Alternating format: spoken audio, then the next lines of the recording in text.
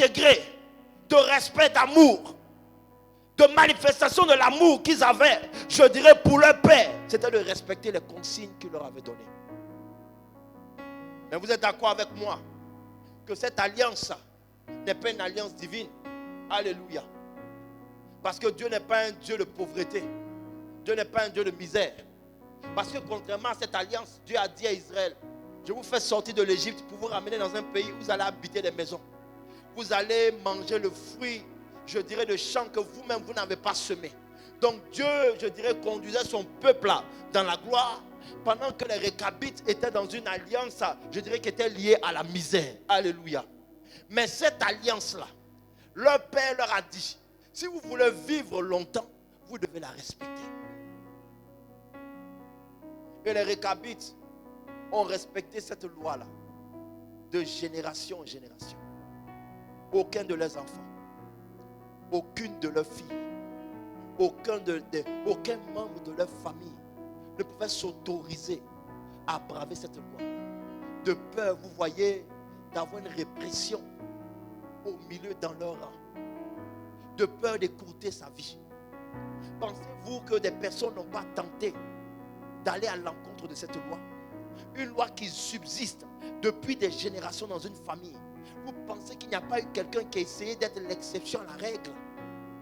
Vous dites, moi je vais me marier avec quelqu'un d'autre, que moi je vais habiter une maison, que je vais posséder des biens. Vous pensez qu'il n'y a personne parmi ce peuple-là, de génération en génération, qui n'a pas tenté d'être l'exception à cette règle? Mais cette personne-là a été frappée de malédiction parce qu'elle n'a pas respecté les principes de cette alliance. Mais ici, on vous parle d'un peuple qui est en alliance avec des esprits de divinité. Et le Seigneur, pour donner un exemple et pour dire à son peuple, vous voyez même les Récabites, l'alliance que leurs pères leur ont donnée, ils respectent cela à la lettre. À plus forte raison, vous qui êtes mes enfants. Alléluia.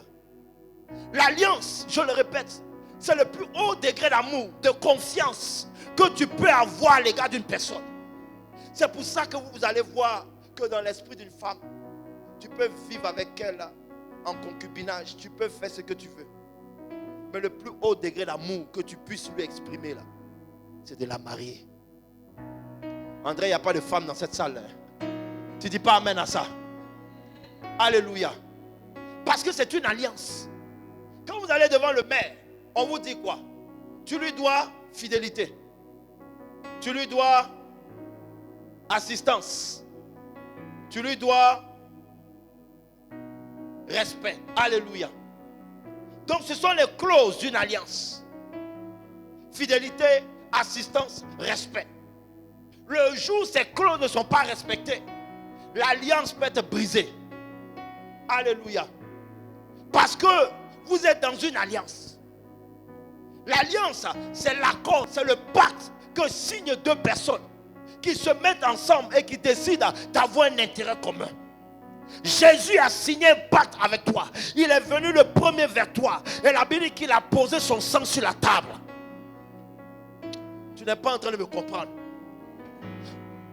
Pour être en alliance avec toi, il a donné la valeur, je dirais, inestimable qu'il puisse avoir sur la terre et même dans les cieux. Le sang de Jésus-Christ n'a pas de prix, n'a pas de valeur, n'a pas d'égal, bien aimé. La Bible dit qu'il a posé sur la table pour dire, moi l'Éternel, je veux être en alliance avec toi.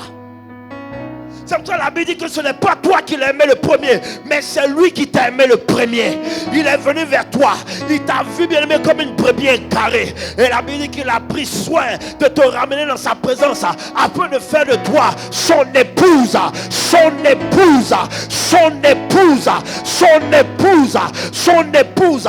Il t'a lavé, il t'a retiré tes imperfections, il t'a retiré tes malheurs, il t'a retiré tes souffrances afin de te donner un nom nouveau. Toi qui étais la pierre rejetée, toi qui étais, je dirais, la personne abandonnée, toi qui étais celle qui était criblée de dettes, de malédictions. La Bible dit dans l'alliance, pour être en alliance avec toi, il a payé un prix fort, il a accepté de porter les coups. La Bible dit qu'il était celui dont on détourne le visage, le regard, parce qu'il a payé le prix, il a payé de son sang, il a payé de sa vie pour que tu sois sauvé, pour que tu sois sauvé. Il est mort pour que tu sois sauvé, il a pris la nature humaine pour que tu sois sauvé.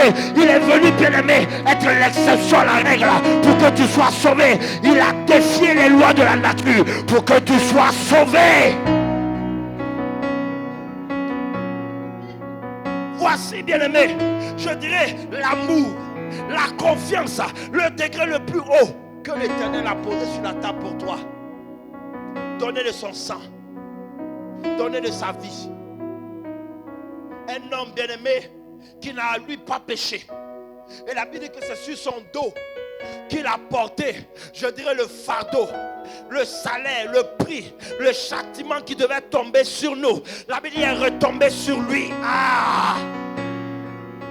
La souffrance, la douleur, le malheur, les condamnations qui devaient retomber sur toi, la Bible dit qu'il les a portés sur ses épaules.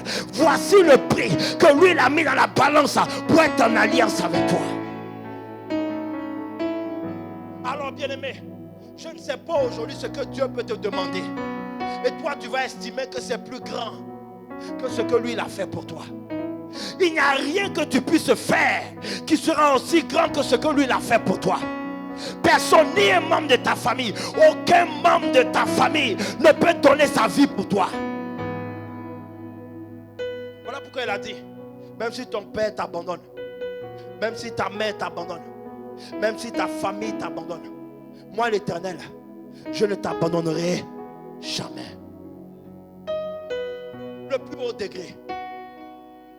Alors les Récabites ont dit non, vous pouvez nous proposer tout ce que vous voulez, mais nous l'alliance que nous avons là, on ne peut pas la briser. Le disciple de Dieu doit comprendre que quand tu es en alliance avec Dieu bien-aimé, tu ne peux pas te permettre toutes les choses. Il y a des choses qui peuvent marcher pour les autres, mais pour toi, tu dois te priver, t'interdire de ça. Et Joseph l'a compris. La vérité que dans la maison de Potiphar, tout ce que Joseph touchait se transformait en de l'or.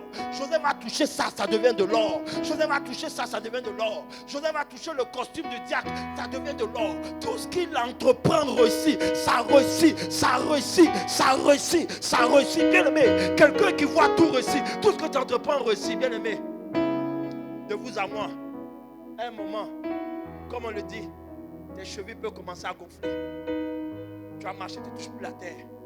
Tu es comme ça. Parce que tout ce que tu fais, ça marche. Tout ce qu'il entreprend, ça marche. Tout ce qu'il réfléchit, il dit je veux faire ça, ça marche. Il veut faire ça, ça marche. Mais c'était quoi? C'était la grâce de Dieu sur sa vie. Parce qu'il était dans une alliance. Le Dieu qui garde l'alliance, le Dieu d'Abraham, le Dieu d'Isaac, le Dieu de Jacob, en d'autres termes le Dieu de ses pères, était en train de marcher avec lui. Alléluia. Alors la Bible dit, dans cette dimension de grandeur, il est en alliance également, lui, Joseph, avec Potiphar.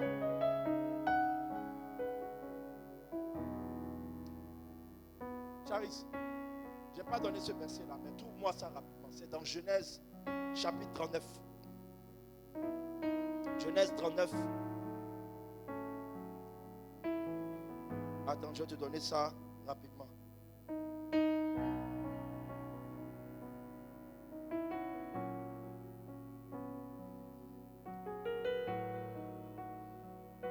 Commence à lire à partir du verset 9. Genèse 39, verset 9.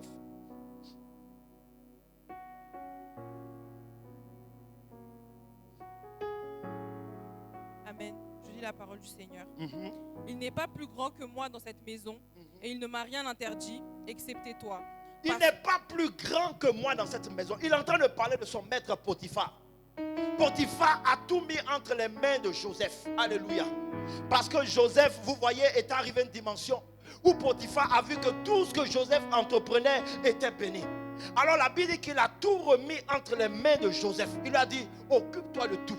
Tu t'occupes de tout ce qu'il y a dans ma maison. La seule chose que je t'interdis, c'est quoi? Excepté toi parce que tu es sa femme. Excepté toi parce que tu es sa femme. Donc ça veut dire dans l'alliance, quand on est en alliance, bien-aimé, il y a ce qu'on appelle les exceptions, les interdits. Dis avec moi les exceptions, les interdits. Les enfants de Dieu aujourd'hui s'autorisent tout et n'importe quoi. Alors que dans l'alliance, c'est le degré, je le répète, le plus haut de la confiance que tu manifestes à l'égard d'une personne. Quand tu es marié, bien-aimé, dans le mariage, il y a ce qu'on appelle les interdits. C'est ce que le maire a dit. Tu lui dois quoi? Fidélité, assistance, et puis respect. Ce sont les garde-fous du mariage. S'il y a infidélité, c'est-à-dire l'alliance est violée. S'il y a manque de respect, ça veut dire l'alliance est violée. S'il y a non-assistance, ça veut dire l'alliance est violée. Mais aujourd'hui, le chrétien s'autorise tout. Parce qu'on pense, bien aimé, que nous sommes au-dessus de la loi. Regarde ton main, il faut dire, tu n'es pas au-dessus de la loi. Dis bien à ton voisin, tu n'es pas au-dessus de la loi. La loi est établie pour tout le monde. Notre vie est régie à longueur de journée par des lois et des alliances que nous-mêmes nous ignorons. Dès l'instant où tu vas et que tu appelles Bouygues Télécom, tu appelles SFR, tu appelles Free, tu appelles Orange, tu appelles qui encore? Je ne sais pas quel autre opérateur. Et que tu souscris un contrat, tu rentres dans ce qu'on appelle une alliance. Alléluia. Dites amen à ça. Donc nous sommes en alliance avec nos opérateurs téléphoniques. Tu es en alliance avec ton bailleur, avec ton propriétaire. Et l'alliance, les interdits de cette alliance, c'est quoi? C'est que tu dois pas te permettre de ne pas payer ton loyer. Ou le fait de cette maison, ce qui n'est pas convenu dans cette maison. Alléluia. Ça, ce sont les interdits de l'alliance. Quand tu vas au travail, le contrat que tu as avec ton patron, c'est une alliance. Il te paye moyennant quoi? Tes efforts, ton salaire. Ton salaire t'est payé, je dirais, par moyennant tes efforts, ton énergie, ton temps, tes capacités. Donc le jour où tu ne viens pas au travail, tu n'es pas payé parce que ce sont les clauses de l'alliance. Alléluia. Ce sont les clauses de l'alliance. Je peux citer quel autre exemple encore même. Même le fait même de rentrer dans un pays. Est-ce que tu sais que dès l'instant où tu mets tes pieds dans un pays, tu es en alliance avec ce pays-là?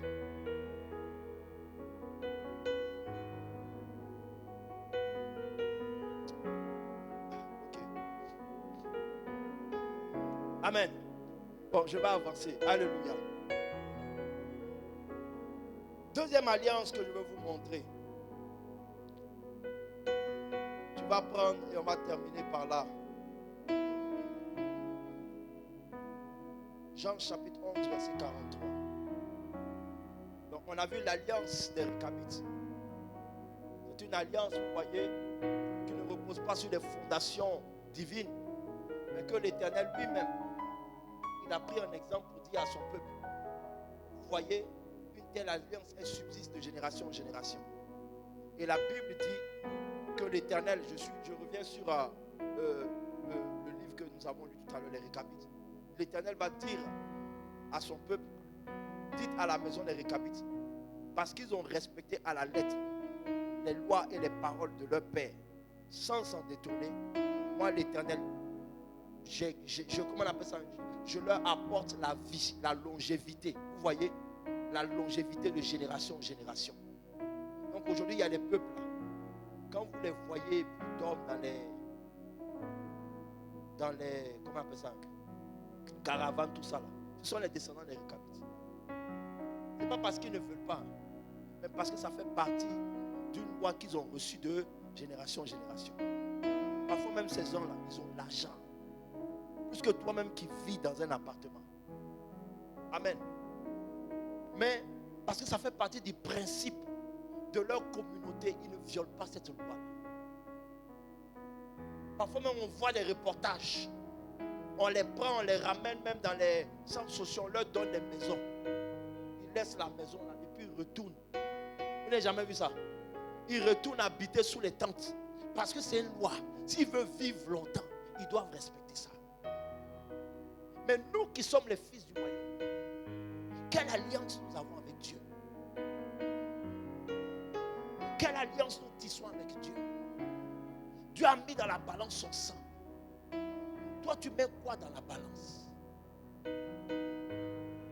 Toi, tu mets quoi comme le plus haut degré de l'amour que tu as pour lui? Tu mets quoi? Le temps. Nous ne mettons pas Dieu au centre. Nos talents ne sont pas, je dirais, dévoués à l'éternel.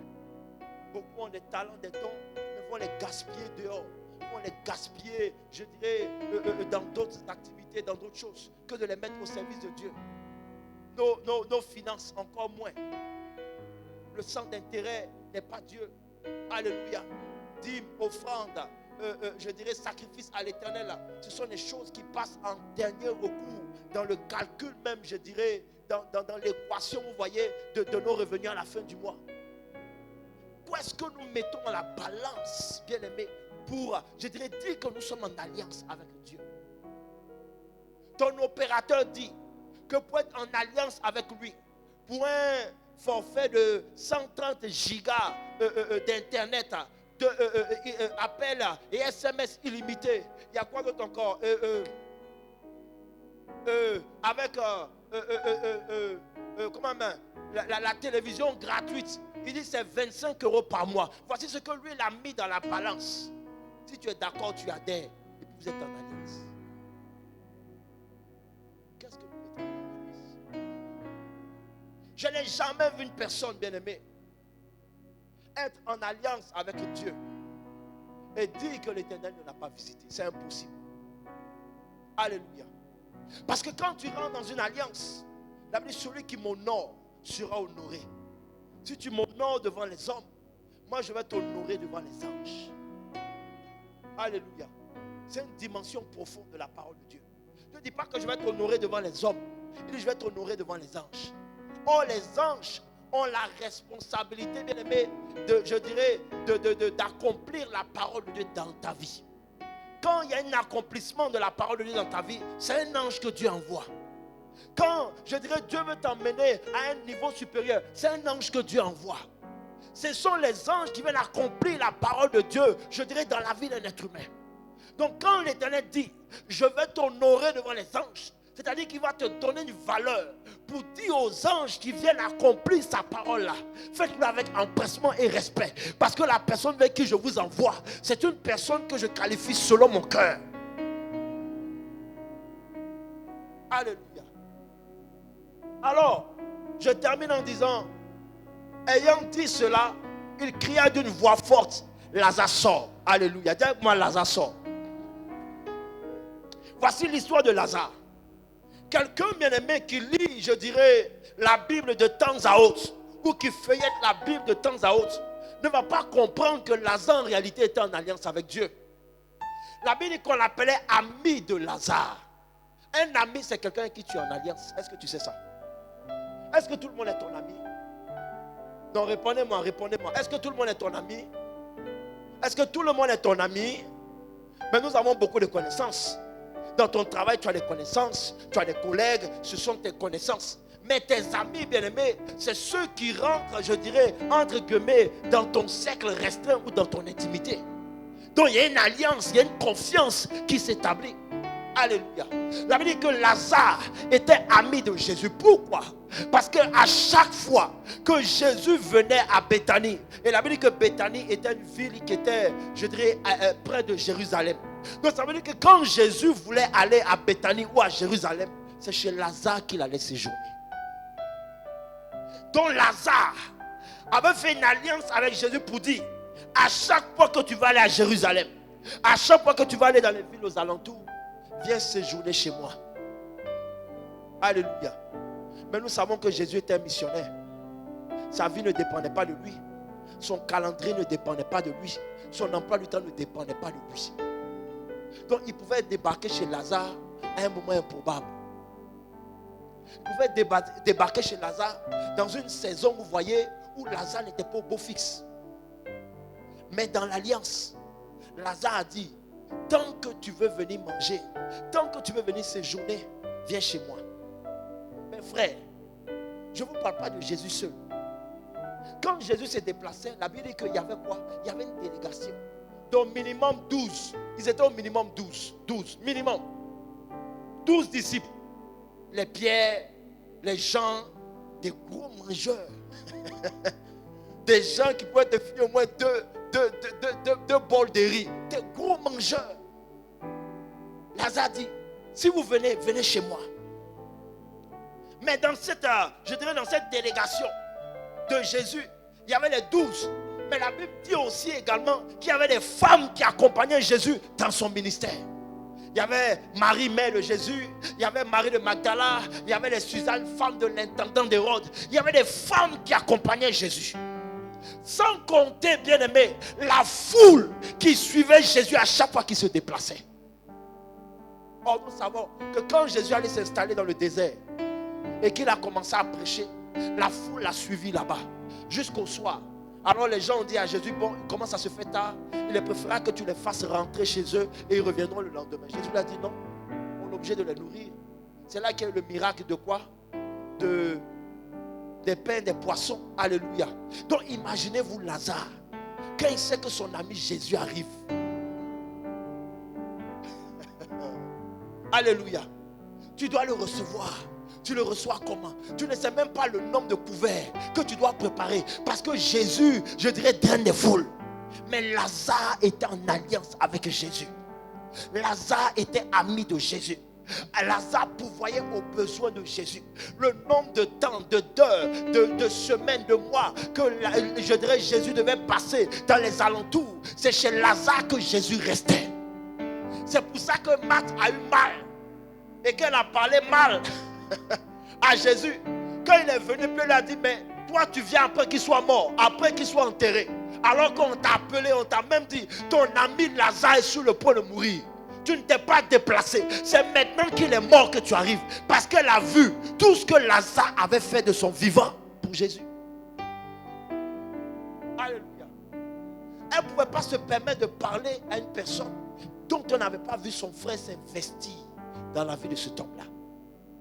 Mais je viens dire à une personne bien aimée, quelle que soit la mort sous toutes ses formes, quand tu es en alliance avec l'Éternel, je dis bien quand tu es en alliance avec l'Éternel, quelle que soit la mort sous toutes ses formes, elle ne pourra pas demeurer dans ta vie, dans le nom puissant de Jésus. La Bible dit le malheur peut atteindre le juste, mais Dieu l'en délivrera. Je dis le malheur peut atteindre le juste, mais Dieu l'en délivrera. Jésus a attendu expressement pour que la gloire soit donnée à notre Seigneur. La Bible dit qu'il a attendu que Lazare soit mort. Lazare qui était en alliance avec lui, Lazare qui avait donné de son temps, Lazare qui avait donné son salon, Lazare qui avait donné sa maison, Lazare qui avait donné ses récoltes. La Bible dit quand la maladie l'a frappé, Lazare est allé jusqu'à la mort, comme Tabitha Dorcas qui s'investissait pour les disciples de Jésus. La Bible dit elle aussi, elle a connu la mort, mais la mort n'a pas pu l'arrêter. La Bible dit à la mort de Jésus-Christ, bien aimé, le corps des saints sont sortis des tombeaux. Je dis à quelqu'un ce matin, quand tu es en alliance avec l'Éternel, la mort ne peut pas gagner la vie de tes enfants. La mort ne peut pas te terrasser. La mort ne peut pas terrasser tes finances. La mort ne peut pas terrasser tes affaires. La mort ne peut pas terrasser tes intérêts. Parce que tu es en alliance. Et Dieu veille sur son alliance. Il veille sur son alliance. Il veille sur celui qui est en alliance. La Bible dit qu'on appelle le Dieu qui garde l'alliance. Alors ce matin, je viens te dire, rentre dans une alliance avec Dieu. Ne sois pas un chrétien simple. Ne sois pas un fidèle simple. Mais rentre dans une alliance. Un degré d'amour bien-aimé, où quelle que soit la saison de ta vie, quelles que soient les circonstances, quel que soit ce que tu traverses, tu manifestes cet amour pour le Seigneur. La Bible dit, Lazare était enterré, mais quand le temps est arrivé, Jésus a dit, Lazare sort. Je dis à quelqu'un ce matin, je ne sais pas où on a enfermé.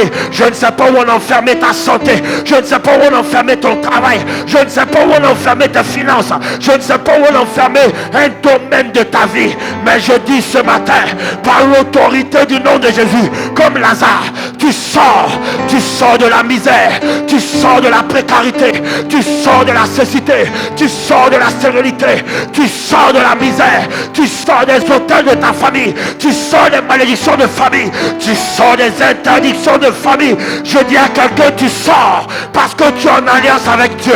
La parole de l'Éternel se lève pour toi. Elle se lève pour te délivrer. Elle se lève pour te restaurer. Elle se lève pour te transformer. Je le déclare dans le nom de Jésus. Tu es libéré des malheurs. Tu dis amen et tu reçois. Je dis tu es libéré des malédictions.